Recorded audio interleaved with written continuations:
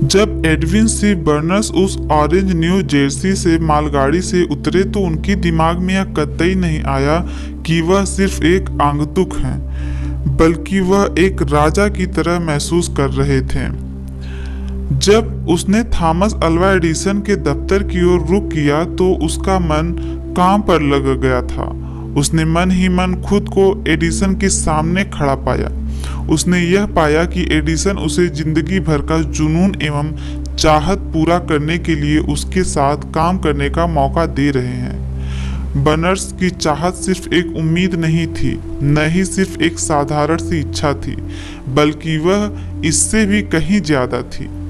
यह एक ज्वलंत चाहत थी जिसके लिए वह कुछ भी कर गुजरने को तैयार था।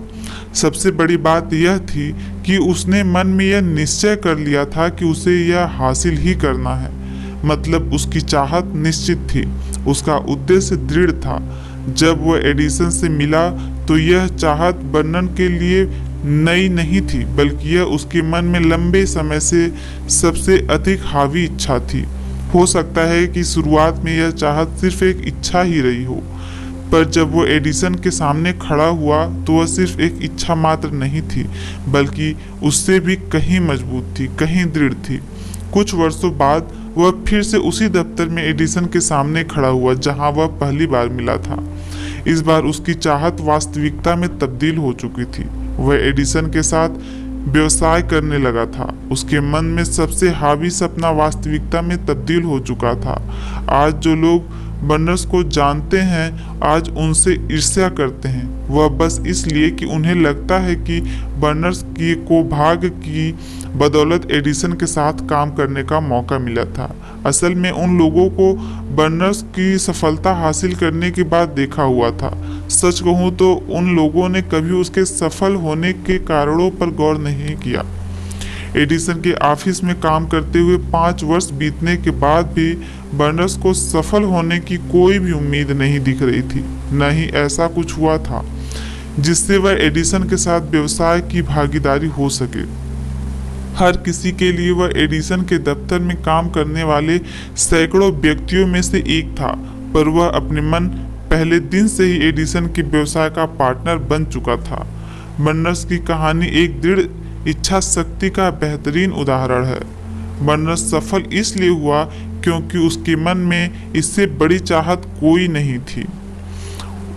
उसे सिर्फ एडिसन के साथ काम करना है। उसने इसके लिए एक प्लान बनाया और अपने वे सारे रास्ते बंद कर दिए जिनसे वह पीछे पलटकर वापस जा सके। वह अपनी चाहत के साथ खड़ा रहा जब तक कि उसकी चाहत मन में हावी न हो गई और फिर वास्तविक रूप न दिख गई।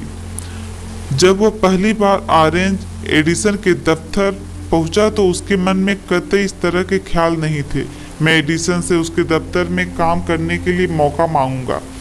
बल्कि उसके मन में यह कहा कि उसे एडिसन के साथ उसके व्यवसाय में साझेदारी बनना है। उसने कभी यह नहीं कहा मैं कुछ महीने यहाँ काम करूंगा, अगर मुझे यहाँ कुछ उत्साहजनक मौके नहीं मिलते तो मैं छोड़कर कोई और नौकरी की तलाश कर लूंगा। बल्कि उसने यह बात रखी मैं कहीं से भी शुरुआत करूंगा, आपके लिए सब कुछ करने को तैयार हूँ जो आप कहेंगे, जब तक कि मुझे आपके साथ व्यवसाय करने का मौका नहीं मिल जाता। उसने यह बात नहीं बोला अगर मैं एडिसन के इस संस्था में असफल हो जाता हूँ तो मैं दूसरे मौके की तलाश करूंगा। उसने बोला मुझे जिंदगी में एक ही चाहत है कि मुझे महान थॉमस अल्वा एडिसन के साथ उनके व्यवसाय में भागीदार बनना है। इसलिए मैं पीछे लौटने के सारे रास्ते बंद करके अपने संपूर्ण भविष्य को इसे हासिल करने में लगा दूंगा। बहुत पहले की बात है, एक महान योद्धा हुआ करता था जिसे एक बार युद्ध क्षेत्र में विजय पाने के लिए बड़ा निर्णय लेना पड़ा। उसे अपनी सेना को शत्रु के साथ युद्ध लड़ने के लिए भेजना पड़ा। शत्रु की सेना संख्या में उसकी सेना से बहुत बड़ी थी। उसने अपने सैनिकों को नाव में बैठाकर नदी के उस पार भेजा और सभी सैनिकों तथा औजारों के उतरने के बाद उसने सभी नाव को आग लगाने की आज्ञा दे दी। फिर युद्ध होने से ठीक पहले उसने अपने सैनिकों से कहा आप देख रहे हो सारी नावें जल रही हैं। अगर हम अपने शत्रुओं को मार नहीं देते तो अब आपके पास वापस लौटने का कोई जरिया नहीं है। अब हमारे पास सिर्फ एक ही उपाय है, या तो मिट जाओ या फिर अपने शत्रु को नाश कर दो। अंत में हुआ यूं कि वे लोग जीत गए। ठीक उसी योद्धा की तरह हर व्यक्ति को वापस लौटने वाली नाव मिटा देना चाहिए, जला देना चाहिए, लौटने के सारे दरवाजे बंद कर देना चाहिए और चल पड़ना चाहिए अपनी मंजिल की ओर।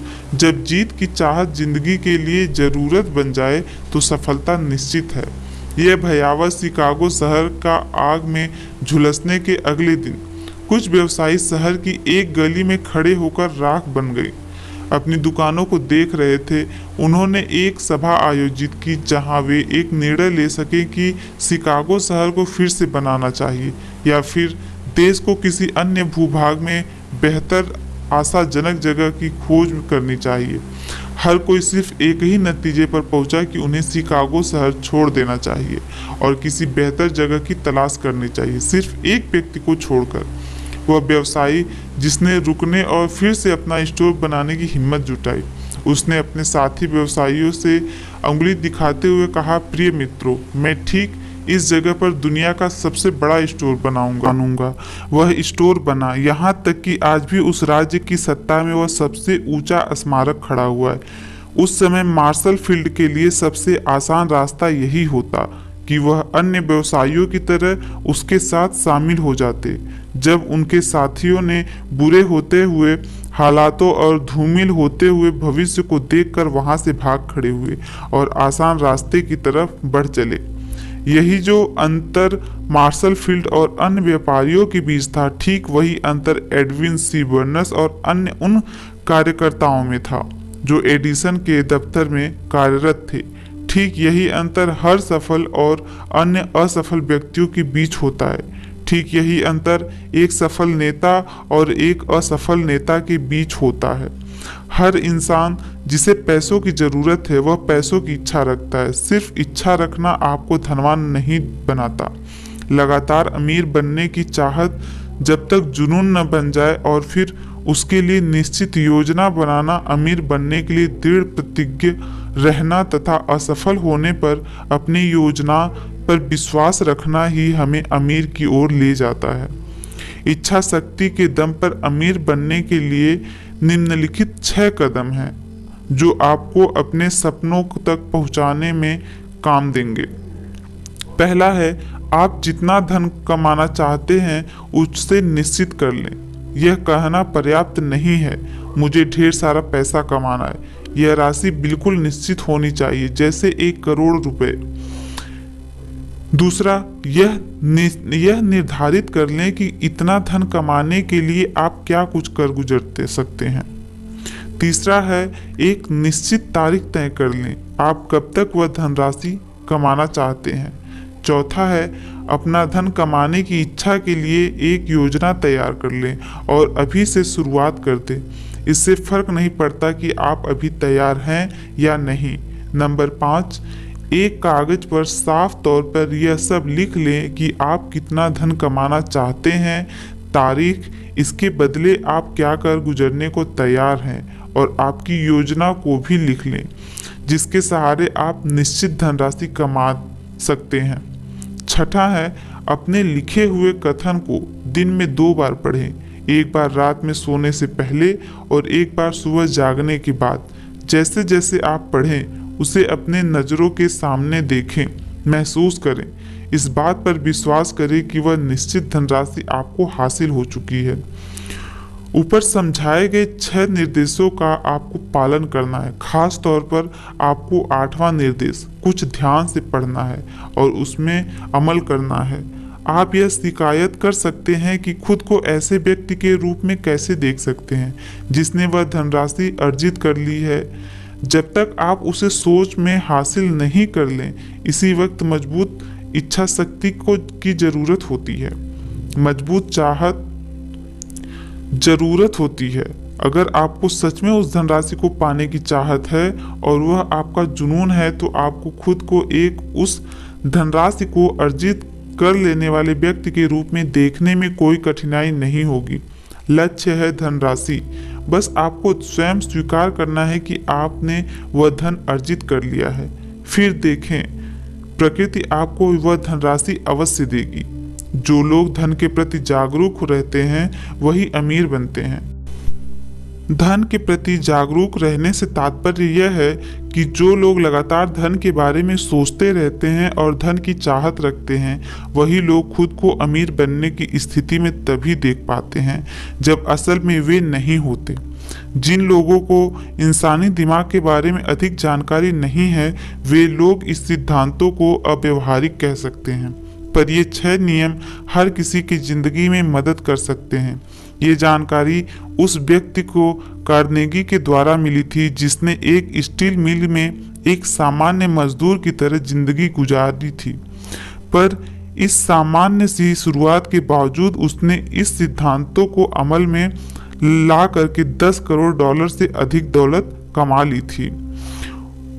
6 कदमों को थॉमस अल्वा एडिसन ने भी जांचा परखा और फिर इसे सत्यापित किया कि ये नियम सिर्फ धन कमाने में ही नहीं प्रयोग में लाए जा सकते, बल्कि किसी भी लक्ष्य को हासिल करने के लिए प्रयोग में किए जा सकते हैं। इस 6 कदमों का प्रयोग धन लाने के लिए कोई खास मेहनत की आवश्यकता नहीं होती, न ही किसी त्याग की जरूरत होती है, न ही इन्हें अमल में लाने के लिए कोई बहुत अधिक शिक्षा की जरूरत होती है, पर इन कदमों का सफल प्रयोग पर्याप्त कल्पना के माध्यम से ही संभव है।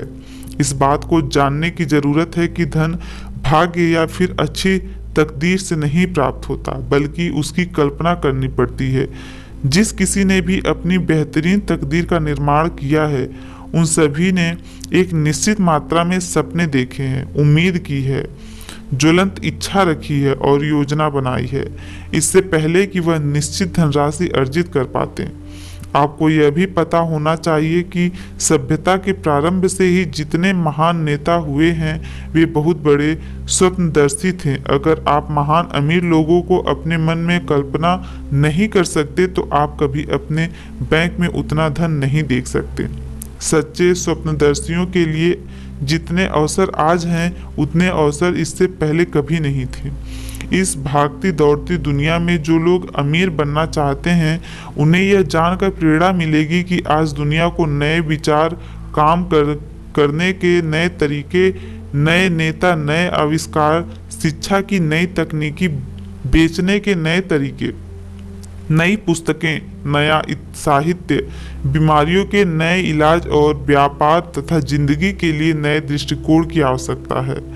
इन सब नई मांग के बीच एक बात निश्चित है कि अगर आपको जीतना है तो आपके पास निश्चित उद्देश्य, ज्ञान और मजबूत इच्छा शक्ति का होना जरूरी है।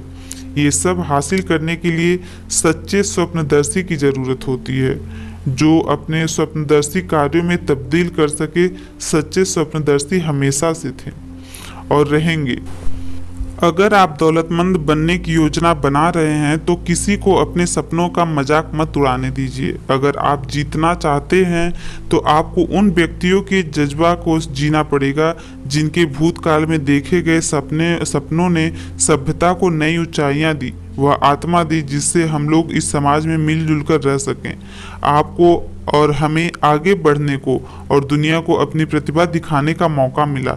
इस कोलंबस को मत भूलिए जिसने एक अज्ञात दुनिया की कल्पना की और उसे खोजने के लिए अपनी जिंदगी को झोंक दी। अंत में वह सफल भी हुए।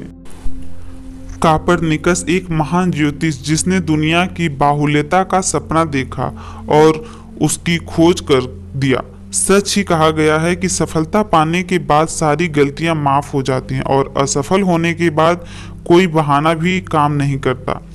अगर जो आप चाह रहे हैं वह सही है और उस पे आपको विश्वास है तो उसे हासिल करने के लिए आगे बढ़िए।